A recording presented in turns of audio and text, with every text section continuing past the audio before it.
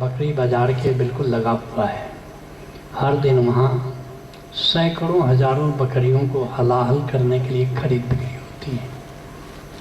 साथ ही कुछ ही दूरी पर कसाई, मीट बेचने वाले दुकानें, पर घर से निकलकर रोड पर आने की इच्छा नहीं होती।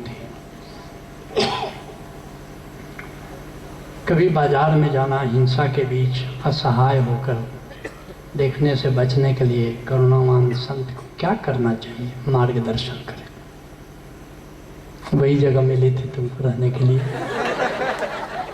कबीर साहब भी इसी मुसीबत में पड़ गए थे जिस मुसीबत में अरविंद है।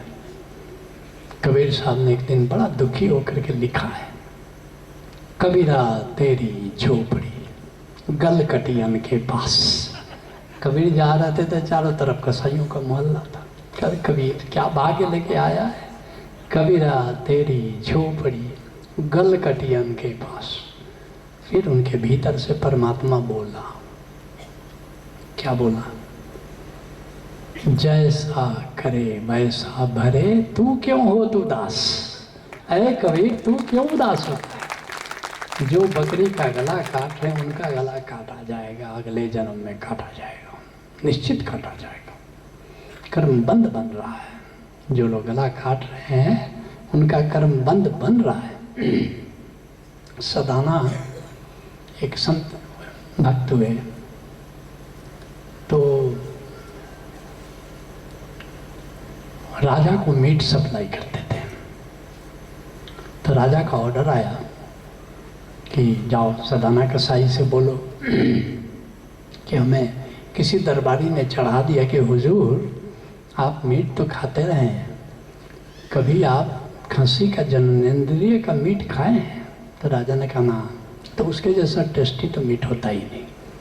चढ़ गया राजा, उसने कहा जाओ सदाना को बोलो कि मीट सप्लाई करे। सदाना के पास आया, सदाना खस्सी को लेके चला। खस्सी को जैसे ही शुरू करने के हुआ, खस्सी ने कहा रुक जाओ जरा, बहुत सारे जन्म तेरे भी हुए हैं, बहुत सारे मेरे भी जन्म हुए। कभी तू खस्सी हुआ है और मैं कसाई हुआ, और कभी तू कसाई हुआ है और मैं खस्सी हुआ। मगर ये काम जो करने जा रहे हो ना, ये हम लोगों ने एक दूसरे को कभी नहीं किया। आज एक नई चीज़ शुरू कर रहे हो, तो आगे के लिए तुम तैयार हो। सदाना का चाकुर वहीं रह गया। अब आगे तो राजा का वो सिपाही खड़ा था, उस दरवाजे से कैसे जाए।